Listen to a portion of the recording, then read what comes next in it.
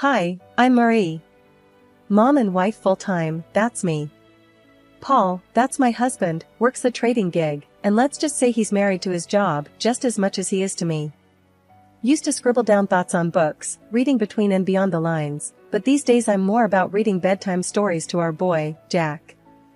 Life threw some curveballs early on, lost my parents when I still needed them. That was rough. Then along came Paul, with a family in tow. His folks were the real deal, good people, you know. Took me in, no questions. Made me feel like I finally belonged somewhere again. Been with Paul for years now, since those college days when love seemed to be enough to fill any void. We settled into a rhythm, he at work and me taking care of everything else. But man, did that rhythm skip and stumble when Jack came into the picture. Paul changed, or maybe this was always him, just waiting for a reason to surface. He'd come home on a Friday night with a few too many drinks in him, loose-lipped and surly. "You gotta start shedding that weight, Marie," he'd snipe after slipping off his tie. "You barely fit in those jeans anymore." I'd be lying if I said it didn't hurt, but I told myself to brush it off, toughen up, maybe he'd cool down by morning. But mornings just brought hangovers and silence until the next round. The house became this place where I tiptoed, trying not to set Paul off. Jack, little trooper, he could feel it too, sticking close, watching his old man with wide, careful eyes. One particularly rough Friday, Paul came home and made a beeline for the fridge, crack open a cold one. I was on the floor with Jack, blocks scattered around. "Another day in paradise, huh?" Paul sneered, leaning against the counter. I forced a smile. Just the usual, you know, chasing after this little tornado. I ruffled Jack's hair, but my heart wasn't in it. Paul tossed his head back, downing half the bottle. "Maybe put some of that energy into a workout routine, eh?" I bit my tongue, counting to 10 in my head. "I'll look into it," was all I managed, shuffling Jack into his pile of toys, anything to escape the cutting edge in Paul's tone. But the weight wasn't just on my hips, it was on my chest, heavy, making it hard to breathe. I didn't know who I was in Paul's eyes anymore. I had finally shaken off those last stubborn pounds. It felt good, kind of. But Paul, well, he had a talent for finding flaws. My sweats and baggy tees were the new target. "Jesus, Marie, you dress like you're living at the gym. When was the last time you dressed up? Remember how you used to look?" There he was, leaning on the doorframe with that look that said everything his words didn't. I glanced down at my stretched-out mom life tee and yoga pants. "This is just practical, Paul. You want me all dolled up to do laundry and wrangle our son?" One corner of his mouth curled up like he had just made a successful trade. "I dunno, how about looking good for your husband? That used to matter." I sighed, rolling my eyes. "Well, unless my husband starts taking meetings at the playground or the grocery store, I think I'll stick with practical." He shook his head, chuckling without humor. "You used to care, Marie." His voice trailed off as he wandered back toward the living room, his disapproval hanging in the air like a bad smell. Then there was Jack, our boy, trying to navigate the shaky terrain between us. I was teaching him please and thank you, thinking manners mattered. Paul caught a bit of our lesson one afternoon and scoffed. "Look at you, teaching him to be Mr. Manners. You want him to get trampled on?" "Manners are important, Paul. It's about respect," I said, trying to keep my voice even. "Respect is earned, not politeness the least," he shot back. "He needs to toughen up, not be some yes, please pushover." Then the whole freeloader thing started.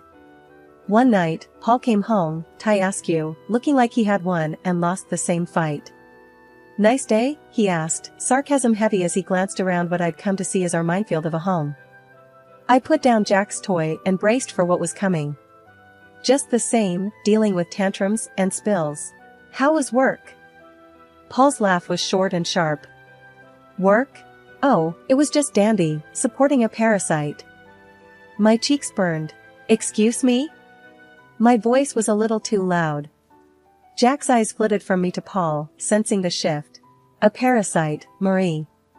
I work, you play house, he said, each word pointed and heavy. That's the thanks I get? I am raising our child, Paul. Your child. That's work. That's vital, I said, my voice rising now, too. Jack started fussing then, picking up on the tension. I swept him up into my arms, trying to shield him from the fallout. Paul had a knack for knowing when he'd pushed too far, and his next words were more measured. Marie, I go out there and deal with sharks all day. Come home, and what? I don't know, something different. I can't be your one-man show, Paul, I said softly, trying to defuse the bomb that our marriage had become. I'm here, juggling a million things for us, for Jack. We looked at each other then, really looked, and I wondered if he saw the plea in my eyes. The help me, back me up, be with me that I felt screaming inside. But he turned away, the finality of his silence telling me that no, he didn't see. He didn't want to. One day, the disrespect boiled over. Jack scrunched up his little face and called me a name, a real zinger. He got it from Paul. You're just a lazy bum, he had hurled at me, his tiny voice bitter and angry. I felt like I'd been slapped. What? Jack, no, you can't say that, I stumbled, shocked. He folded his arms, stubborn as his dad. Dad says it, so can I. That was the last straw. When Paul got home, I was waiting, steaming like a forgotten kettle. You know what your son called me today? I laid into him without waiting for an answer. Paul dropped his keys on the counter and chuckled, clearly not seeing the line had been crossed. What did he say? The truth? He tossed his words over his shoulder as he walked to the fridge, his casualness like acid on my skin. Is that funny to you? I was shouting now, my usual restraint snapped tight as a dry twig. Your son is calling me names. Paul leaned against the kitchen counter, beer in hand, a smirk blooming on his face. Oh, come on, Marie. Kid's gotta learn to stand his ground. I was staring at him, hands balled into fists. By disrespecting his mother? He shrugged, a lazy lift of his shoulders that sent me teetering on the edge. You're too soft on him. Look, he's getting some spine. Spine? My voice shot up another octave. He's learning to be just like you. Paul grinned and ruffled Jack's hair. Ain't that right, champ? I turned to Jack, who was looking at us with eyes that were too old for his face. Jack, listen to me. What you said to me this morning was wrong. You can't talk to people like that. Jack's chin jutted out, defiant and stubborn. But Dad. I don't care what Dad says, you listen to your mom. I cut him off, my heart thudding like a drum. I was desperate for him not to follow in Paul's footsteps. But Paul wasn't letting it go. The boy's gotta learn to speak up. World's not gonna hand him anything.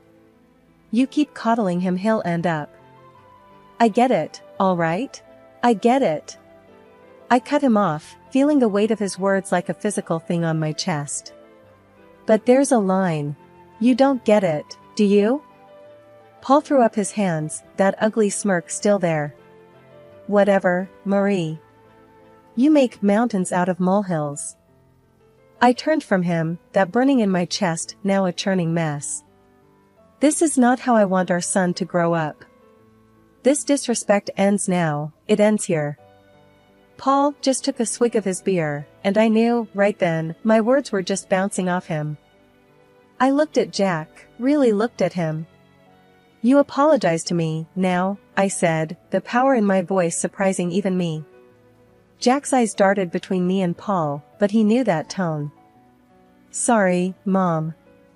The word was small, almost lost in the kitchen, but it was there and it was a start.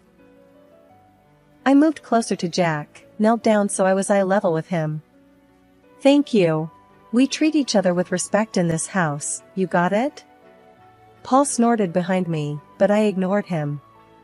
Jack nodded, a hint of my boy peeking through that new sullen shadow he wore. It was a crack in the wall Paul was building around him, a crack, but also a starting point. I stood up, squared my shoulders. We're going to fix this, Jack. No more name-calling, no more disrespect. We're better than that. I took Jack's hand, and we left the room, leaving Paul and his smugness behind us. I stood there on the sidewalk, my phone shaking in my hand. It was one of those moments where your gut ties up in knots. There, across the street, Paul was laughing it up with some woman. Blonde, curvy, and looking at my husband like he was the last piece of chocolate in the box. My thumb pressed record before I even decided to. The walk home felt a million miles long. A part of me hoped it was a misunderstanding. But deep down, I knew. Back in our kitchen, I threw my keys on the counter. Paul was sitting there with a beer, like he always did, but today the sight of him made me sick. Without a word, I tossed my phone on the table in front of him, the video playing. Care to explain? Paul looked at the screen, his eyes going hard when he saw what was on it. He muted it, placed it calmly on the counter, and then looked straight at me. Yeah, she's beautiful, he said, his voice dripping venom. You used to be like that. I felt the slap of his words, my cheeks flaming with anger, my body tense. So, that's it, huh? You parade around town with some woman while I'm at home? Paul stood up, his chair scraping back against the tile. He was too close now, his voice low and mean. What, you stalking me now, Marie? Can't handle the fact that maybe there's more out there than what's inside these walls? I was reeling, feeling the pieces click together. Cut the crap, Paul. You're cheating. He didn't even flinch. You want to know why, he said, his chest puffing up. Because around her, I'm somebody. Not just the guy who pays the bills or the bad guy 'cause he ain't Mr. Rogers. So that's it? I edged back, feeling the counter dig into my hips. Your family's not enough for you? Paul snorted and grabbed his beer again. It stopped being enough a long time ago.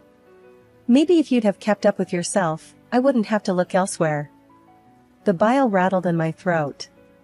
I'm not the one who promised till death do us part. His laugh was short and punched the air. Those are just words, Marie. They stopped meaning anything to you a long time ago. I should have been crying, but the tears wouldn't come. I was just empty and angry. I gave you everything, Paul. I gave you a son, I made a home for us. And this is how you repay me? He took a long drink, then leaned back against the counter. You gave me a home? Looks like a prison to me. Same old, every damn day. You think that's a life? We made vows, Paul. I shouted, my voice cracking. Yeah, and you broke them every day with your sweatpants and constant nagging. His face twisted into something ugly, something monstrous. That was the last thing he said before I walked out, my heart numb, anger seeping into every corner of my being. I was on edge the whole ride over to Paul's folks' place. It was gonna be nasty, but I had to lay it out for them. They needed to know who their son really was. His mom answered the door, with a happy smile. Marie, what brings you here at this hour? I just barreled past her. I gotta show you both something. Once his dad came in, I played them the video straight up. His mom gasped, her hand flying to cover her mouth. His dad, red-faced and looking like he'd rather be anywhere else, he barked at me, Paul's gotta stop this nonsense now. And like that, all hell broke loose. That night back at our place, Paul kicked off as soon as I walked in. You had to drag my parents into this, didn't ya? His voice was loaded, ready to fire. Yeah, well someone's got to. I shot back, my nerves steel. He was a storm brewing. With a step towards me, his hand raised, but he didn't get far. You're bad. Jack's voice cut through, strong and braver than any of us. Paul stopped stone cold. Paul's hand dropped, and his mask slipped a second, shock in his eyes. But then he hardened up again, cold as steel. I want you out, he said, spitting the words like they were sour. Take the kid and go. So we went. With Jack's hand in mine, I didn't look back. Bags thrown in the back of the car, we headed for the city, miles of road unwinding like my thoughts. The luxury house was something else, my unexpected inheritance. 2 stories, white columns, and a porch you could throw a party on, all waiting in another city, away from everything that had gone wrong. None of my folks, not even a whisker of Paul or his clan, had ever set eyes on it. When we pulled up to this grand house, Jack's face pressed to the window, eyes as wide as the moon. "Is this a castle?" His voice was a whisper, almost lost in the vastness of it all. "Something like that," I said, a laugh escaping me for the first time in. I couldn't even remember. We stepped into that house, our new beginning. It was silent, save for the echo of our footsteps on the marble floors, bouncing off the high ceilings crowned with crystal chandeliers. The furniture was swanky, left behind by folks I wish had lasted a lifetime longer. I plopped down on a couch soft as clouds, and finally, Jack's laughter filled the rooms. The sound of it was more luxurious than anything else in this place. We explored room after room, Jack running ahead like he was leading a parade. Each new door opened to a room grander than the last. "I call the biggest one," he declared, claiming a bedroom that overlooked a garden already blooming with the promise of spring. Laying him down to bed that night, the day finally caught up with me. My eyes burned with the tiredness of it all, but looking around at the high ceilings, the gold trimming catching moonlight, I knew we were worlds away from where we started. Sitting there, in the quiet of a room too nice for today's shadows, I whispered into the darkness, "We made it, kiddo." Life in the big house slowly shed the shadows of the past. Jack's giggles filled the halls more than the echoes of old fears. Most days, it felt like we had always been there, just the two of us, in our new safe haven. The house, with its silent strength, was keeping the world at bay until the day Paul showed up, uninvited and unwelcome. He was at the door in a storm of anger. I opened it and there he was, looking like trouble had followed him around. "You can't just disappear with my son, Marie." I leaned against the door frame, unfazed. "He's my son too. And I didn't disappear. I moved on." Paul's scowl deepened. He glanced around, taking in the opulence of the place with wide, disbelieving eyes. "How can you afford this? I know you don't make this kind of dough." I had to bite the inside of my cheek to keep from smiling. "Well, turns out I had a little left over each month. Who knew?" He raised an eyebrow, a sly accusation in his gaze. "And I'm struggling to cover rent for that old place by myself. It's damn near impossible now that they jacked up the price." I shook my head. He always was good at playing the martyr. "That's not my problem anymore, Paul. I've been using my own savings to cover the gap in the rent for years. Savings that, thank God, I don't need to bleed dry for that house anymore." The greed in his eyes flared up like wildfire. "What, and you're living here in luxury while I—" "Stop right there," I cut in. "This isn't your concern. This," I motioned to the grand house behind me, "is mine. Mine and Jack's." Paul took a step forward, but I didn't back down. "Look, I came here to fix things.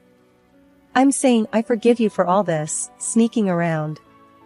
His audacity almost knocked the wind out of me, but I had a little surprise that would put the brakes on his charade. From behind the door, I pulled out the divorce papers and slapped them into his chest. "And here's what I'm saying. We're done." He looked as if I'd slapped him with a physical hand, his face twisting through confusion, rage, and then settling on calculating desperation. "You can't do this. What about Jack?" I stood taller, my resolve like iron. "I'm doing it for Jack. He doesn't need this chaos you bring. Sign the papers, Paul. It's over." He glanced from the papers to me, then back again, his posture deflating slightly. "You'll regret this. You can't make it alone." "That's where you're wrong." I smiled, not from humor but from a deep-seated confidence. "I'm already making it. And without you, we're doing more than just fine. We're thriving." With a shake of his head, Paul looked like he wanted to say more, but he didn't. Instead, he turned on his heel and strode away, clutching the papers like they were a snake that could bite. Once he was gone, the house seemed to exhale with me. I closed the door gently, turning back to the life I had fought so hard for. Life had a way of tossing stuff at you, hard and fast. It was Thursday, the kind of day that should have been easy, but it wasn't. We shirked dinner for a bit, setting up ramps out of old books and watching the Lego car stupidly do flips and land upside down. Jack's laugh was infectious, the sort that wiped clean the worry lines off my face. His enthusiasm was a reminder that amid all the crap, there was still good, simple, unadulterated good. Then it came, a banging on the door that made my stomach drop and my face lose all its motherly warmth. Paul had a knack for bad timing and worse entrances. I pulled the door open and there he was, looking like he'd just come from a bar fight or lost a bet. "Paul, what's up?" He scowled, that usual look he gets when he thinks the world owes him. "So, this the high life? You playing house with my Jack while I'm scraping pennies just to get by?" Jack peeked from behind me, a knight in Lego armor. "Hey, screw off, Paul. Don't talk to my mom like that." Paul's face turned a nice shade of tomato. "The hell? You let him talk like that?" I stood there, hands on hips. "He's expressing himself. Something I should have done with you a long time ago." Jack came out from behind me, all fierce. "Yeah, get lost. My mom, my rules." Paul's anger was something else, a storm that had nowhere to go. "You think you're smart, huh? Talking to your old man like that?" Jack squared his shoulders, a small David to Paul's Goliath. "Don't gotta think. I know it. Mom knows it." Paul opened his mouth, but nothing came out. There was Jack, staring him down, waiting. This was no place for Paul anymore, no place for his bluster and noise. After a tense moment, Paul shook his head, muttered something under his breath and stormed off the porch. Jack turned to me with this look, the kind of look that said, "We got this." I nodded, all the agreement he needed. We went back to boiling pasta and racing Lego cars. That's how we do it, simple, nothing fancy. We just keep on. I was gabbing on the phone with Miss Dottie, Paul's mom, who was more my family than is now. "Honey, you just holler if there's anything you need, 'kay?" Her voice was always a warm blanket over the line. "We're all good, Miss Dottie. Really, couldn't be better," I assured her, twisting the cord around my finger. She hummed a pleased note. "Just makes my heart full to hear that. Keep on keeping on, you hear?" Frank, her husband, yelled from somewhere behind her. "Tell her that any time she wants to send over some of that lemon meringue, we won't complain." A genuine laugh burst out of me. "Expect a pie on your doorstep soon, Frank." Exchanging a few more pleasantries, we hung up. I shook my head. If someone had told me last year I'd be mining gold from the wreckage of my married life, I would have laughed in their face. Jack pulled on my sleeve, waving his drawing like a 5-star general. "Look, Mom. This is our house." I looked down. His scribbles had heart. A big square house and 2 stick figures, a little one and a tall one, with sloppy grins and a lopsided sun shining down. The swing I'd put up for him stood out in green and brown strokes. "That's us, right?" A dumb question, really, but it made him nod with pride. "And I'm gonna sell my art, make us rich." There was serious conviction behind his toothy smile. "If you do, you're buying me that fancy coffee I've been eyeing?" I nudged him with a wink. He nodded, his expression all business. "Only the best for my mom." And just like that, the knot in my chest loosened a bit more. Sundays were like that, full of little miracles. The thing was, life had done a real number on us, but it was looking up. Paul got slammed by the door he let hit him on his way out. The fancy house he rented to impress his mistress?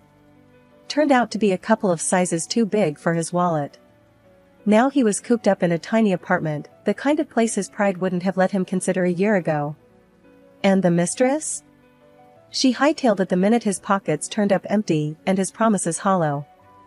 But that was a tale for some other time. Right now was about Jack and me, and the park we were marching to, hand in hand.